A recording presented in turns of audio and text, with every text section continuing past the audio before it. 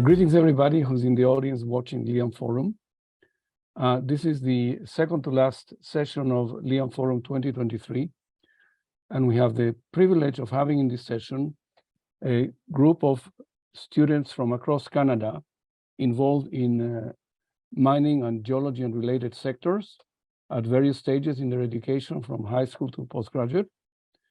And we will be joined shortly by the Honorable Jonathan Wilkinson, Canada's Minister of Energy and Natural Resources, and which is a great privilege for us at LIAMforum. The minister attended last year, and this year he honors us by attending live and having a dialogue with our fellow panel members.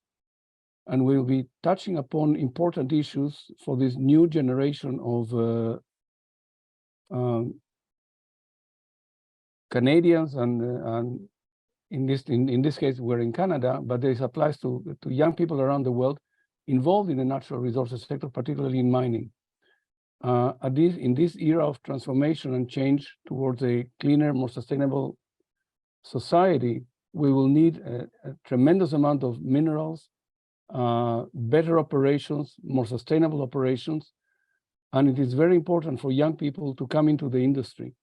At the same time, on the plus side, the industry will have tremendous opportunities for young people to accelerate the progression, as many people my age are retiring, and there is a gap. There's a very real gap, and it's a very significant concern. As we speak about critical minerals, there is a critical shortage of human talent in the sector, and you guys are it.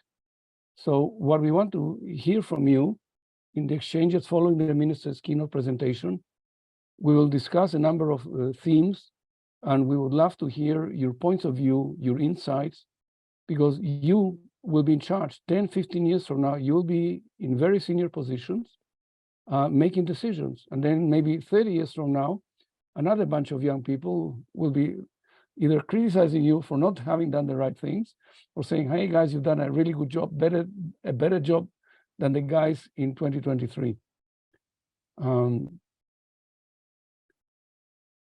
So let's wait a few minutes for the minister to appear. Do you have any, as we wait for the minister, maybe you have some comments as to what you have heard at the LIAMforum? I know one of you has attended. I don't know if any of you attended any of the other sessions. Zivi, then I'm going to ask you, what is the most memorable moment you remember from this LIAMforum? Yeah, it has to be conversing with all of these industry professionals and actually feeling heard and kind of feeling welcome to join this community of the mining industry. I'm actually really excited to get into the workforce. And to have my opinions and passion for environmental sustainability considered. So, yeah. Welcome, Minister. How are you? I am good. How are you? Good. I'm very grateful for your time. I know you have nothing else to do all day, and you have an hour to spare for us. I'm really grateful. Not at all. Happy to be here. It's terrific. So what we will do is we will have a quick round robin by the panel members who will introduce themselves so you get a sense of who they are. Then we'll proceed to your keynote address. And following that, we'll go through the various themes and questions and answers. Is okay with you?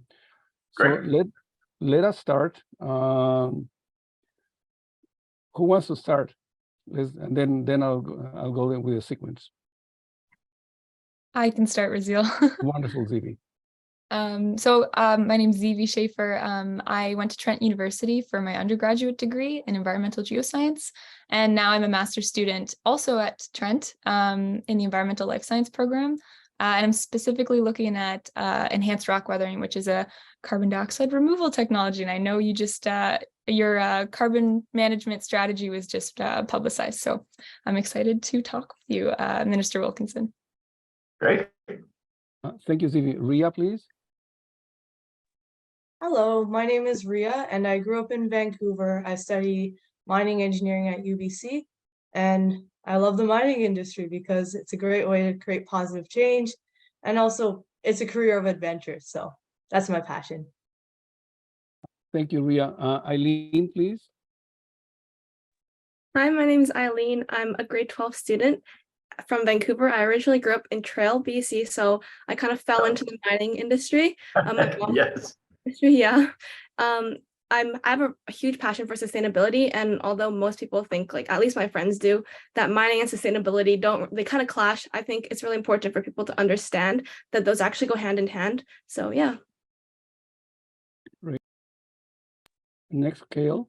Hi, I'm Kael. I'm a fourth year university student at Brock. I'm studying geology, and I like mining, but I really love minerals. I'm a big mineral fan. So, I mean, obviously go hand in hand. So. And Dylan.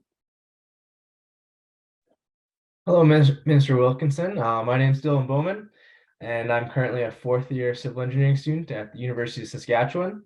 I was born and raised in Saskatoon, Saskatchewan, but my roots date back to Treaty 4, Muscoggan First Nation. So I'm glad to share some of my perspectives and other perspectives on the panel, and hopefully we can discuss some important topics in the mining industry today. Thank you, Dylan. And Sebastian, please. Hi, my name is Sebastian Ortiz. I'm a fourth year UBC mining engineering student. I really like that about mining, that how diverse a career path in the industry can be.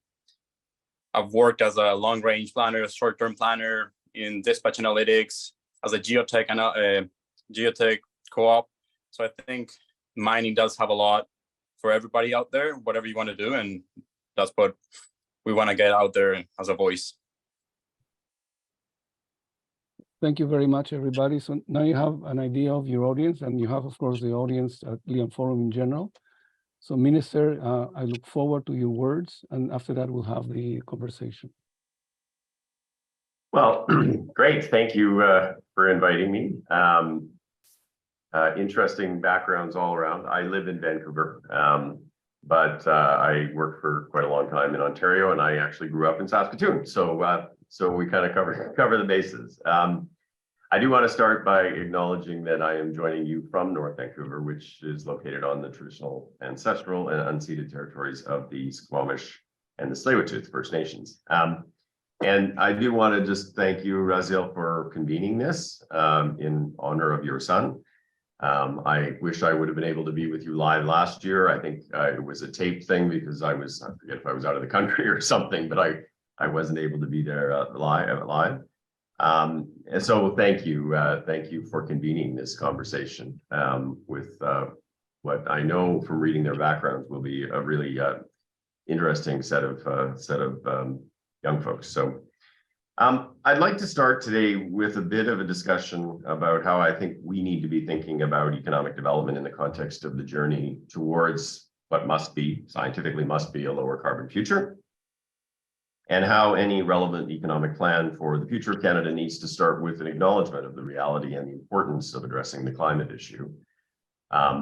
I know that many of the folks here are particularly interested in the subject of minerals, critical minerals in particular, and so I will say a few things about that specific area of opportunity. And then maybe I'll say a couple of words about opportunities for youth and how young people can engage in some of the issues around climate, sustainability, natural resource development. That's kind of a lot of ground, so I'm going to go through it fairly quickly, but I'm happy to elaborate or to answer questions that may come out of that folks may have. I guess I would start by saying, if you look around the world, businesses, governments increasingly are in a race to reduce carbon emissions, yes, to fight the existential threat that is climate change, but also to see some of the extraordinary economic opportunities that can actually be enabled through this transition.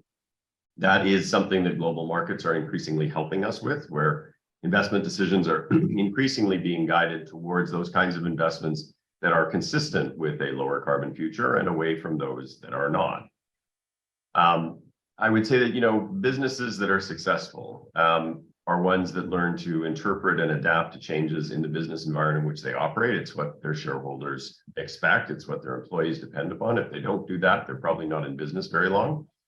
Governments are effectively no different. To effectively serve their citizens, they need to respond to changing circumstances, and they need to be capable of taking decisive action. I would say that the good news for Canadians is that, in my mind, Canada is enormously well positioned to take advantage of the opportunities that can be enabled through this transition.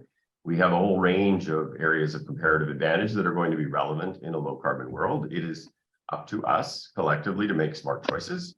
We can choose to be a leader in this global economic shift, or it will effectively pass us by.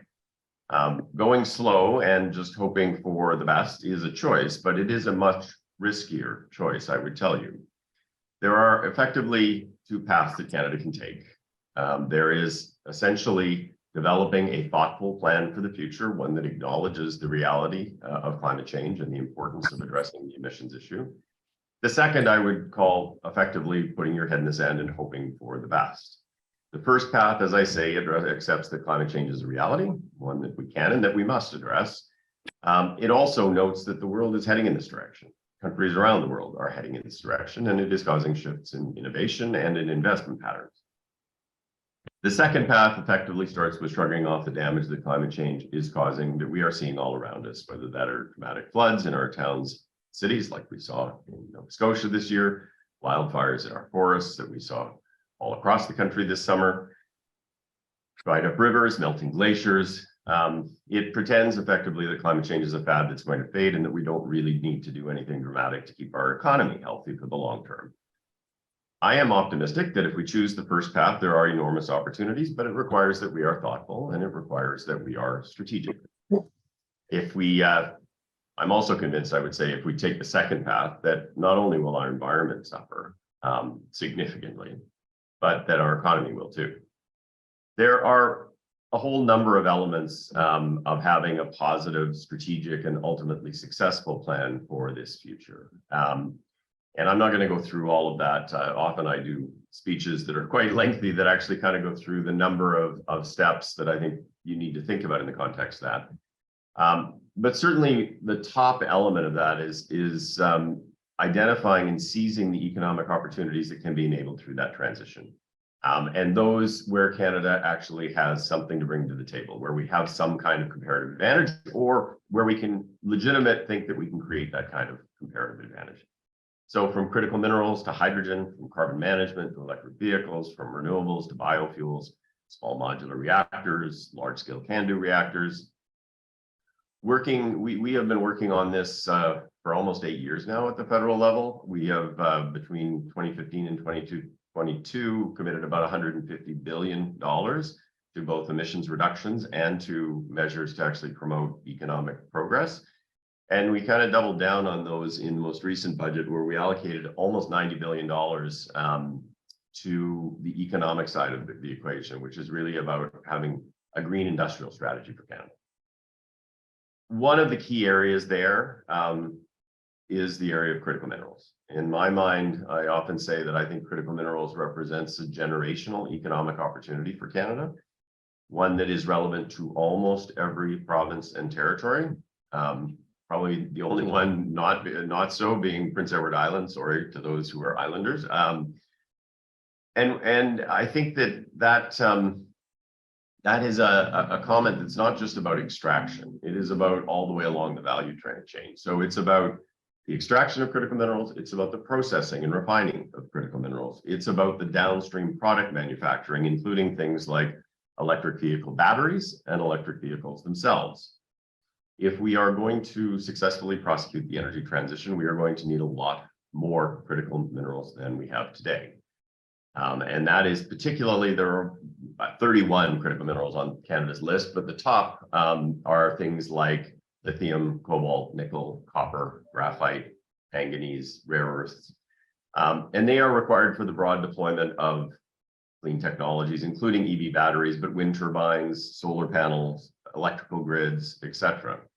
There is no energy transition unless we figure out how to significantly accelerate the amount of critical minerals that we can actually bring into the economy. There's also two other challenges with critical minerals that actually favor Canada. One is The increasingly challenging geopolitics are driving democratic countries to look to allies that share values as sources of secure, stable supply. And in the area of critical minerals, of course, the elephant in the room is that much of the production and virtually all of the processing right now takes place in China, which is a huge strategic vulnerability. If you think about what happened with Germany in the aftermath of the brutal Russian invasion of Ukraine, and the exposure they had on natural gas, nobody wants to be in the same position going forward with critical minerals. And so that favors countries like Canada and Australia. The second is the manner in which minerals are produced and processed increasingly matters. Companies in Western jurisdictions are increasingly, as part of their ESG commitments, being required to account for the life cycle carbon that's embedded in the products that they actually produce. And increasingly, they also have a requirement that their supply chain respects labor rights, respects the rights of Indigenous peoples. And that again favors a country like Canada. We have significant natural resources. In fact, we are one of the few jurisdictions to have virtually all deposits of all critical minerals. We are a mining nation. We have been a leader in mining for many, many years, and the export of mining investment and technology to other countries around the world. The sector is at the forefront of adopting technologies and processes to make mining safer, more efficient, more sustainable. The Mining Association of Canada's Towards Sustainable Mining Standard is the globally recognized sustainability standard around the world. It has been exported to countries and adopted by countries, including those like Australia, which tend to be thought of as a competitor to Canada in the mining space. Canada intends to play a leadership role in the critical mineral space moving forward. It is part of our commitment to becoming a leading clean energy materials and technology provider in a low carbon world. The ambition requires a focus on developing our domestic economy in a manner that will create good jobs and economic opportunity here in Canada itself. But it also includes a commitment to work with our friends and allies to provide materials that they are going to need, to make and receive investment, to share best practices, and to collectively accelerate the energy transition. You folks will know we launched a critical mineral strategy about a year ago, which had a number of different elements. We have worked to put in place the financial resources to help to accelerate that. We committed $4 billion in direct funding. In fact, we committed that before the strategy was finished, which I will tell you is never done in government land. But it was a reflection of the importance we attach to this area. And more recently, we were putting in place tax credits that actually will strongly incent both exploration and the development of mining and processing. We are doing a lot of work to try to figure out how to make our regulatory and permitting processes more efficient, not in a manner that cuts corners from an environmental perspective, and certainly not in a manner that in any way gets in the way of the obligations that we have to engage Indigenous communities in the conversation, but a way to make those more efficient such that we can actually move at the pace that climate change demands. I would say that we are also thinking a lot about how do we actually ensure that this kind of an opportunity is an opportunity not only that local communities can benefit for, but in particular that Indigenous communities will benefit from. And I think the days of small-scale impact benefit agreements that give 6 jobs and 2 procurement contracts to Indigenous communities as part of the deal are over. What we are really talking about now is Indigenous communities becoming active participants in the development of these projects, including as equity participants. And so we are working quite actively at the federal level to create financial instruments that can enable communities that so choose to actually be participants in that conversation. I will stop on the critical minerals just by saying I was in Paris last week at the International Energy Agency for a critical minerals summit, and I will tell you that countries around, so the IEA is about 30 countries, mainly developed countries, not exclusively, but mainly, but they are all looking to Canada. Even Australia is looking to Canada to learn about things like regulatory and permitting processes. There is a huge opportunity here, and I think it's one that we just need to ensure that we are seizing. With respect to youth engagement, I mean, I'm not going to tell you anything that I'm sure you don't already know, but there are obviously lots of different ways to engage in conversations around environmental issues, sustainable natural resource development. Some, certainly, as in the case of many young people who are pushing for much more aggressive climate action, take the form of advocacy in an environmental organization or in demonstrations that happen. I will tell you, my youngest daughter is at the University of Toronto, is one of the organizers of climate strikes that go on in Toronto, and certainly she is a very fierce advocate on some of these issues. It can take the form of engagement in the political process, i.e. you can get involved in a political party that you think shares your aspirations or your beliefs or your values. It can be as simple as actually being an ambassador for the concerns and the ideas that you have, not just with your friends, but with your parents' friends, your grandparents, etc. And it also can be through the choices that you make in terms of where you work. I used to, before I made the crazy decision to enter politics 8 years ago, I used to be a CEO of clean technology companies, including one that actually worked in the mining space, remediating water from mining sites. And we typically had engineers, both mechanical and chemical engineers, who worked in all of the companies that I was associated with. And they would come to us, not because we paid them more money, not because they didn't have to work very hard, but they came to us because they actually felt like they were doing something more than earning a paycheck by the work that they did every day. And that's actually, from my perspective, a great place to work because people are motivated for reasons that are not just transactional. But certainly that's an opportunity for folks like you in terms of making sure that your beliefs inform what you do from a career perspective. I recognize that young people these days are more skeptical of existing institutions than perhaps generations that came before. But for those who are skeptical or even cynical, my message would be that by making the decision to get involved in something you feel strongly about, you really can make a difference. I made the decision when I moved to Vancouver to get involved in clean tech, in part because I wanted to do something more in the business community than just make money. And I thought that I worked and ran a hydrogen company that worked on climate-related issues. I worked at a biomass company that actually, again, was working largely on climate issues. And then at this water treatment company that was about actually cleaning up water so you could safely discharge it and deal with issues like selenium, who the person who's from Trail would know a lot about selenium. And I got into politics because I was very, very concerned about climate. And not to be partisan here, but I was very worried that the previous government was not taking the climate issue nearly seriously enough.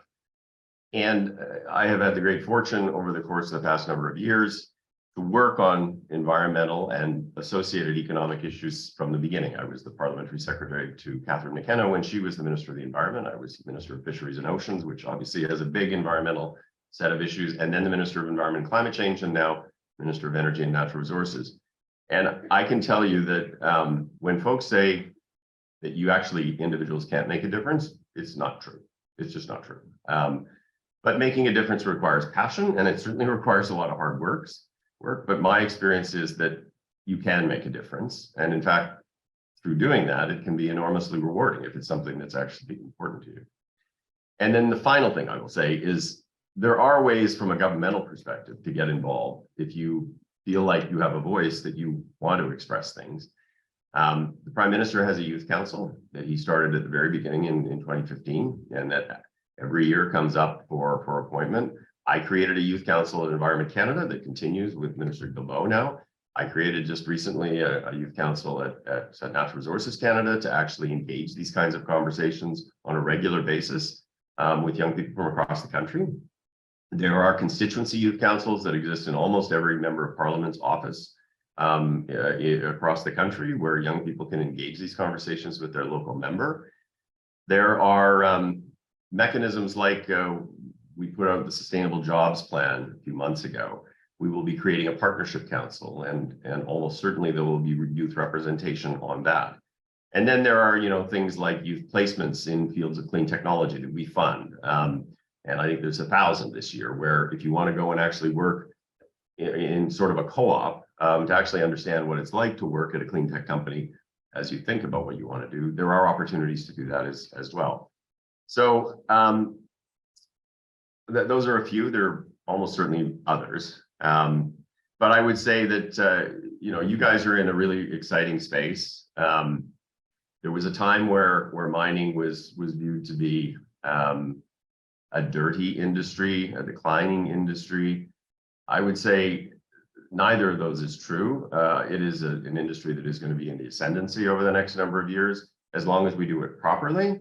And to be honest with you, it is a critical enabler for fighting climate change. And so I think there's a way to appeal to young people going forward in the context of attracting talent into the mining space that perhaps has not been the case for many, many, many years. So with that, I am happy to stop and engage a conversation. Thank you very much, Minister. We will change the format on the screen now. Everybody will come back to the room.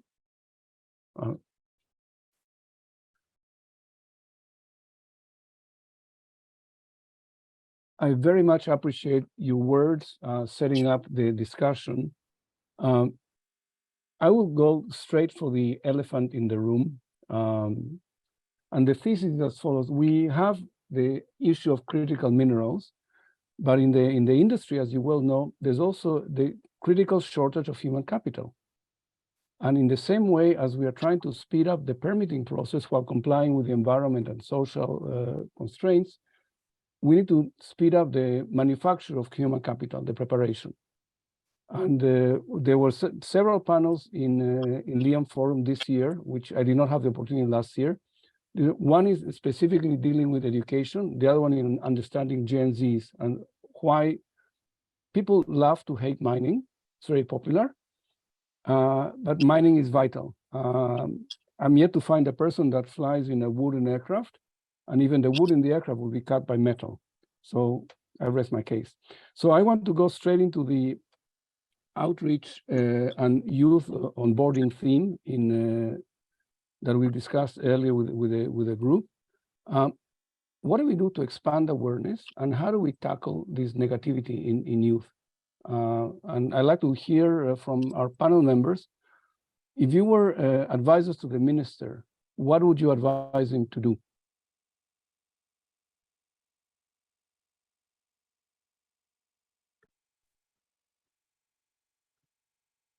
Does anyone want to start? I think I can start.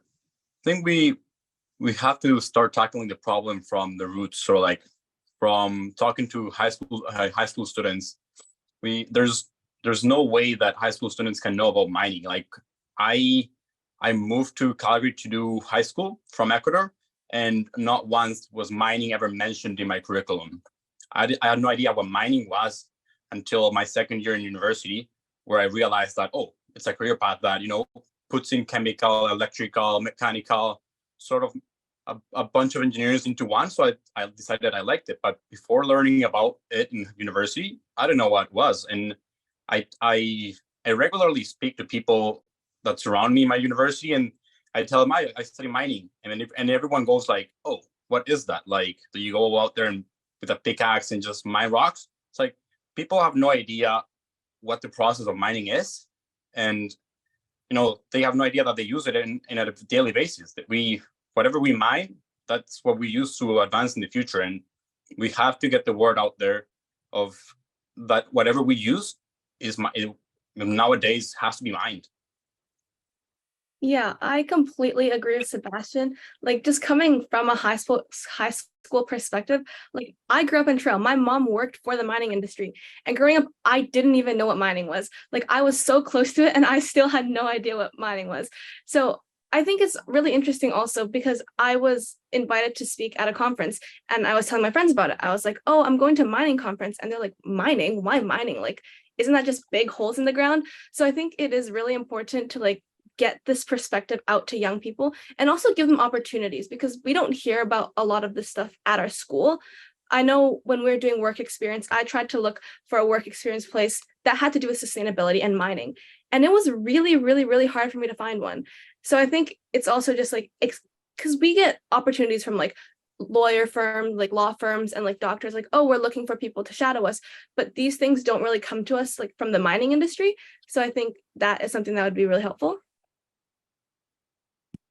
I think to add to that too, we talked about it people don't understand that planes aren't made of aluminum, right? That's a mined material. Same with like our cell phones, our batteries, EVs, everything involved. We kind of just have this, ignorance to things that we're using daily that are, made with these critical minerals that we need moving forward. So I just wanted to add to that. Sort of jumping off that point, I think people typically tend to conflate the mining industry with the 1950s, which is like, our column mark of the Anthropocene, when in reality, mining has been happening at least since the Bronze Age, probably longer than that. Like we've been mining for things forever. So I think there definitely needs to be a shift in people's mentality, because we as humans have not always been against mining. Obviously, otherwise we wouldn't have, bronze hammers. So I wanted to add to that, like the mining industry is so complex. Like you have like above ground, you have solution mining, you have like tunneling, and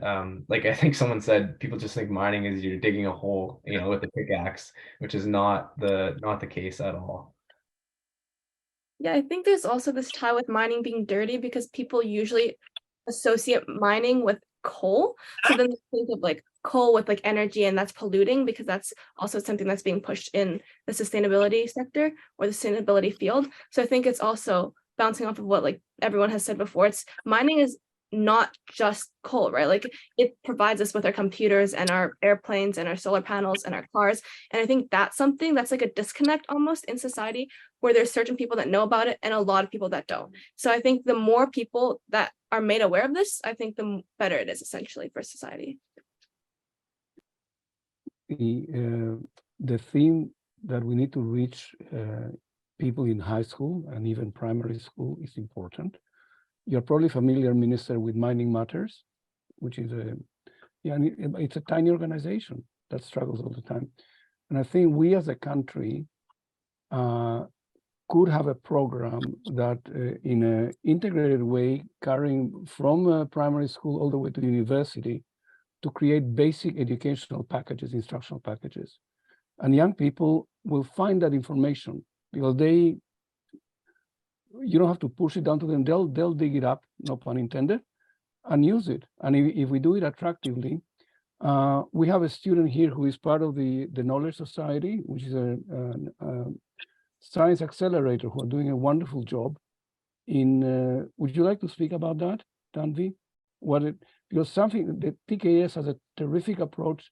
They use modern methods to provide advanced knowledge in ways that kids respond very positively to. Tanvi, could you please comment on that?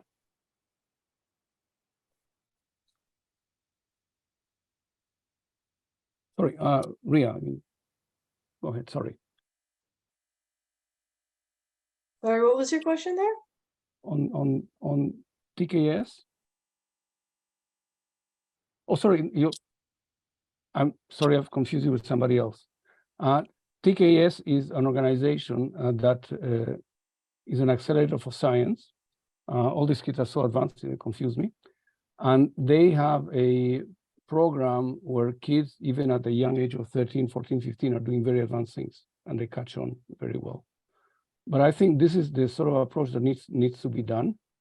The other item is, it has been suggested that young people should visit mines. And because mines are located in remote areas, the people that live in the immediate vicinity of mines should become familiar. This is what Eileen said, that growing up and not being familiar with the industry, even the family works in, it's surprising, but it's the reality. The other suggestion that has come up, and this is, and we'll leave this up in a moment, is to have summer camps where they relate to the industry. There is an organization in Canada that helps the First Nations young people called the Outland Youth Employment Program. And I don't know if you ever come across it, Minister. They have camps, and they participated on. And I was not aware they existed until the LIAMforum happened this year. And they prepare young people. They encourage them to become familiar with forestry and mining, and then this triggers their interest of these young people to enter the industry. And I think all these things should be done quite early. But let's go to the next stage. You arrive at college, and we're asking young people to come into the sector. And maybe Dylan could address that. The challenges one faces, first of all, if we want to encourage people to come in, there should be a way of funding in the same way as the Fulbright organization funded scientists in the 1960s in the States. And one idea that has cropped up is maybe emulate what the armed forces do. Industry and government and universities pooling forces and telling young people, join the industry, work in the sector for a number of years, and we'll employ you from the beginning, and we'll cover your costs. If you spend 3, 4, 5 years working with us, we'll take care of your schooling. And I think that may lead to significant interest by students. And I don't know what the members of the panel think about that idea. Well, yeah, I think a big barrier for some students is just the cost of education, right? Like we were talking about how to be an engineer, you need like a 4 or 5 year degree. So that's cost a lot in tuition plus living. And then after that, you need another 3 years of experience to become an actual professional. And I think having some sort of like apprenticeship program, similar to like you would in a trade, would be very beneficial. So that way we can intertwine experience and education, so that way when we have individuals graduating in 4 or 5 years, they're heavily experienced and qualified to enter the workforce. So, for example, the program that you have, Minister, on renewable energy, those 1,000 positions, if we could experiment with maybe the Mining Association of Canada, have a conversation with the government, and see if we can start a pilot program. We had a panel on the structure of education for the sector. And the sector is very much silo-oriented. You go and you become a mining engineer, or you become a geologist, or you become a metallurgist. And the industry needs to break the silos because we have inconsistencies with regard to environmental sustainability, with efficiencies and so on. The other item is that there's falling enrollment in faculties of mining engineering, in geology. And whereas there are several tens of thousands of mechanical and civil engineers graduating, there's less than 1,000 mining engineers graduating. So we need to rethink how we structure the education. There should be a thorough conversation on that. And there are initiatives in the United States, there's a couple of initiatives in doing that. And Queens also is introducing a program that's trying to break down the silos. So when somebody graduates with a view to entering the mining industry, they're thoroughly versed on environmental and ESG concepts. They don't just come into the industry as engineers. So that conversation is worth having. And to summarize it, in the same way as we want to be world leaders in the way we mine and we develop mines, we should be world leaders in the way we develop the human capital that goes into the sector. Many mining operations right now, they create the digital twins. And tech, the other day I was speaking with an executive there. They've developed a very sophisticated digital twin for a new mining operation in Chile. But that system could be used as a game, in a sense, where you could have. So if we were to incorporate that sort of a software into a curriculum, it could accelerate the learning of young people. And this is sort of initiative that we could combine with government and industry and put heads together, because what I've been hearing myself for the last decade, complaints about lack of interest by young people in the sector. We don't get young people, but people don't actually do anything about it. And I think what we should do is have a little, have a group, make a decision and start piloting it. And I have little doubt that there'll be interest from industry to bring ideas forward. And some of you already work, sorry, Rhea, you worked at mining company. Yeah, I'm currently working at Tech as a co-op student. So can you tell me about your experience and how would you envisage their response to the sort of ideas we're discussing here? Yeah, Tech was my first co-op experience. I started in May, and I work as a site surveyor, so I get out in the pit a lot. But for me, it was definitely a big switch. As someone who's grown up in the city, had never lived the small town life before, and honestly, I took a liking to the mining industry.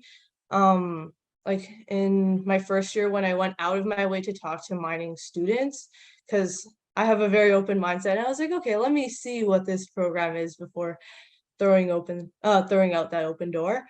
And yeah, like I think one thing that needs to be done is there needs to be more exposure for people like me who grew up in the city to learn more about the mining industry.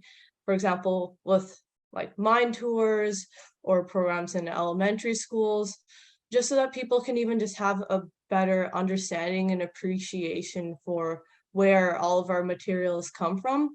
Because even now, like I had an acquaintance from first year engineering who, when I told him I had decided to go for mining engineering, I got a little look of like, what? And I was like, no, well, we need people who actually care about the environment and sustainability to go into this industry. But a lot of people who do actually genuinely care a lot, they tend to take other career paths just because they're like, oh, I can't do something fulfilling for myself in mining. So I think a career in mining just needs to be marketed as a more positive way to make an impact on the environment. And I think to add to that, like with my engineering background, we're told that engineers are here to solve problems, and the mining industry is just beautifully complex with these problems. You know, we need to look at like all different types of perspective, from social to cultural to economic and environmental. And I've worked at all sorts of different sites, solution mines in the potash industry, in the oil sands, open pit gold mines, and they've been some of the largest projects, civil, environmental, and mechanical, electrical engineering that I've ever been on. And I think that are currently in Canada. And I think, you know, more people need to see those problems, and the solutions that they create are really, really valuable. I think to add on to that, it's important that we have to show that mining is complex. Like we need a lot of smart people, and that's like people that think themselves as smart and like that like challenges tend to go to the hardest paths, and they think, oh, mechanical, oh, electrical, whatever. But mining does need a lot of that smart people, that smart industry that I'm not saying we're not getting it, but a lot of people tend to focus on other paths because they don't think mining exploits their brain. And we have to get out there all these initiatives that mining companies are getting through to go underground, to bring water and desalinating water from the ocean, stuff like that, that people aren't aware that we have complex problems. Yeah, kind of adding on to what Sebastian and Rhea and Dylan have said, I think it's also important for people to understand that mining isn't just mining, right? Because if you go into the mining industry, it doesn't mean you have to be a site surveyor, or it doesn't mean you have to be a mining engineer. Like in the mining industry, there are opportunities for a data scientist, for environmentalists. And I think that's something that people need to understand as well. When I did an internship at Tech for, I think, 2 weeks, and I was able to talk to so many different people from so many different fields. They all came from different backgrounds, but they all arrived at the same spot, and that was the mining industry. So I think it's important for people to understand that mining is not just mining itself. Like you can go into mining from different professions as well. Well, it's those diverse perspectives that kind of create the best solutions, right? When you have a whole bunch of heads mashed together, you can really be really powerful in terms of your solution solving, right? So I think we need more of that in the mining industry for sure. Do you have any thoughts, Minister, to what you're hearing? So very interesting. And I thought that one of the comments that was made about everybody complains about this issue, but nobody ever does anything about it is actually true. I hear this from mining executives all the time, and yet I haven't heard any of them come up with any creative solutions, nor have I heard them talk about it like this, to be honest with you. And so I think, to be honest, these are the conversations that we actually need to be having more broadly, and probably haven't. And even within my department, I'm not sure we're spending enough time on the labor side of this issue.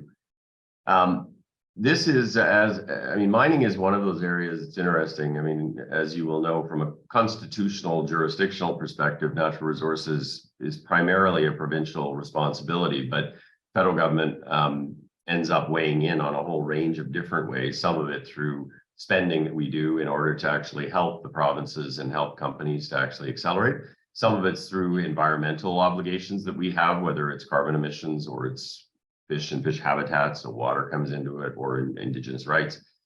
And so in the mining space, mining more than any others, gets into this nexus between the province and the federal government. If you look at environmental assessment processes, the Mining Association actually ends up having federal and provincial reviews way more than any other project, like way more than oil and gas, way more than forestry, way more than anything.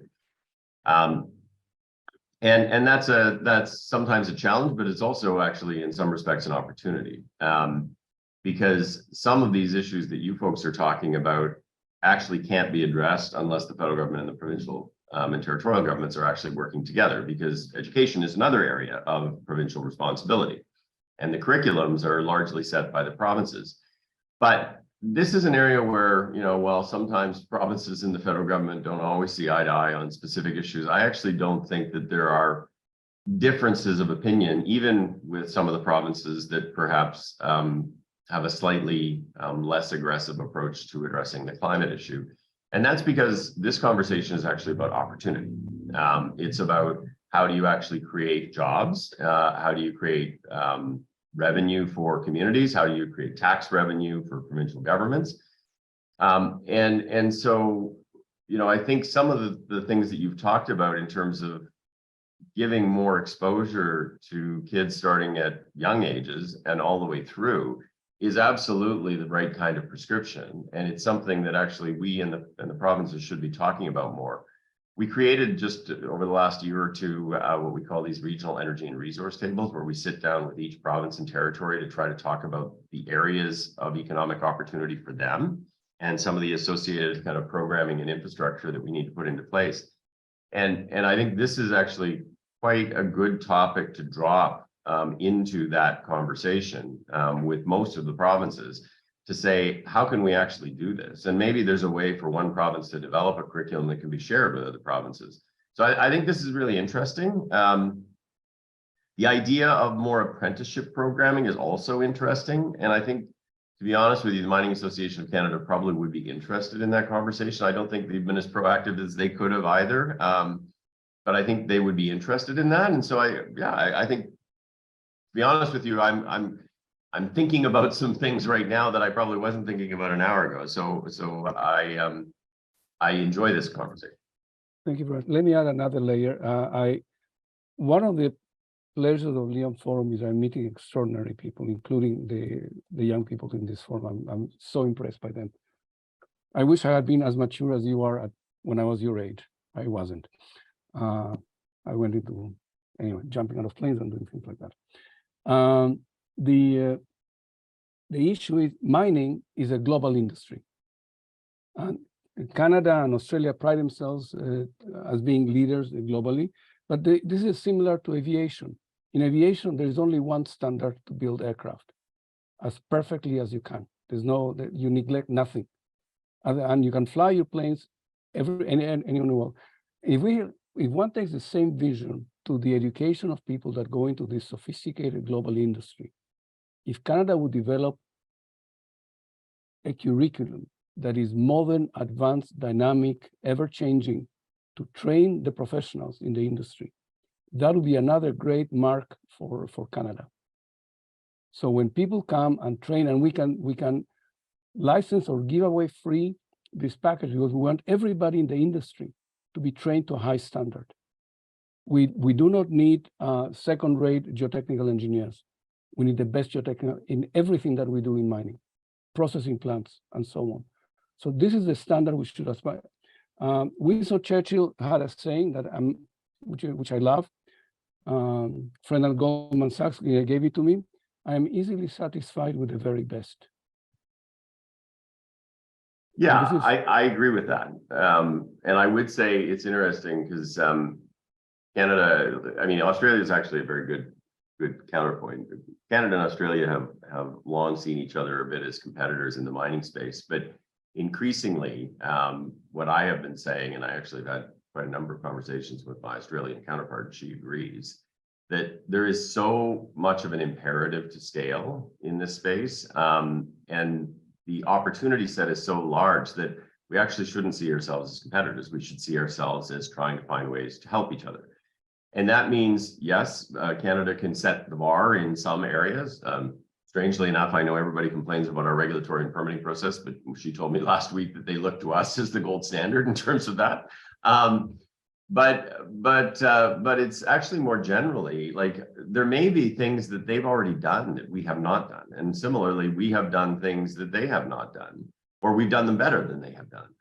And I think that sharing of, what is often termed best practices is an enormously powerful, can be an enormously powerful tool. It sounds boring, but before I got into clean tech, I worked for one of the global management consultancies, and one of the projects I worked on was trying to optimize oriented strand board facilities in Canada and the United States for Noranda Forest. And I went around, and I'm not an engineer, and I didn't have a background in OSB. But the most powerful tool that we had that actually ended up saving them many millions of dollars was we just went around and looked at how they actually operated each of the 4 mills and chose the best practices from each one and then implemented them in each of the other mills. Pretty basic, not rocket science, but those kinds of approaches in terms of best practices can get you a long way. And so Canada may have lots of things to contribute. This is exactly the conversation that we're starting to have with Australia. So I think you're bang on. And one of the great challenges we have in an industry that has a shortage of human capital, they don't have professors. Yeah. Anybody that's truly competent is working full-time in industry. Yeah.